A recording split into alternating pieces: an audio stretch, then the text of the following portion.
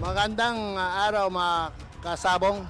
Nandito po tayo ngayon sa Iloilo Coliseum na ginagawa ngayon yung Torneo 9 World Naked Hill Championships.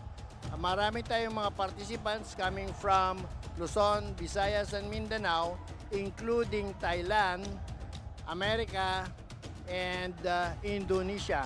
We have 101 soltadas, improvement of last year of 71 soltadas in 2 days using 6-8 feet diameter rings. Mga changes dito ngayon sa in-implement natin yung pagbabasa ng manok, pinilisan natin yung matches between the Muslims brothers and the Christian brothers has been facilitated and faster. Kukunin ko itong oportunidad ko, mapapasalamat sa mga sponsor like Thunderbird, LDI, Excellence, of course, Sabong TV, unahin ko na, BNJ, and King's Laser. Saka nagpapasalamat ako sa ating club torneo Asil Iloilo Internationally. Also sa work team who has done their best to do it, and also our beautiful models, so keep on smiling. And so they say Iloilo Coliseum Management who has given us the opportunity to present a world-class Naked Hill Championship. Salamat po sa lahat. Gusto natin i-congratulate sila Tito Dong and yung mga organizers nitong Torneo 9. Parang nakakataba ng puso na sa buong mundo dito ang World Championships at international derby na rin po ito. Kasama po namin yung buong grupo ng Sabong Group ng Games and Amusements Board. Kasama namin si Commissioner Ed Trinidad, Commissioner Marma Sanggit na sumusuporta po dito. Susuporta po kami, tutulong po kami para lalo pa pong lumago ito. At hindi lang po dito sa Iloilo ang laban, baka po pwedeng pumunta sa iba-ibang mga malalaking syudad dito po sa buong Pilipinas.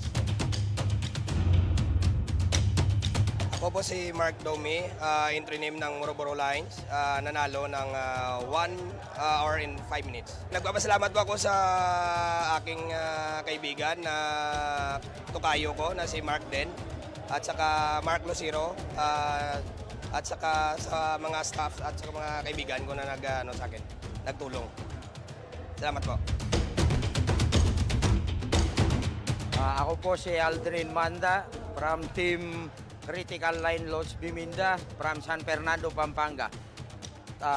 Time na consume ng aming manok ay 38 minutes and 37 seconds. Salamat sa lahat ng tropa na sumama dito, lalong-lalo na yung mga nakahawak ng manok natin sa may San Fernando.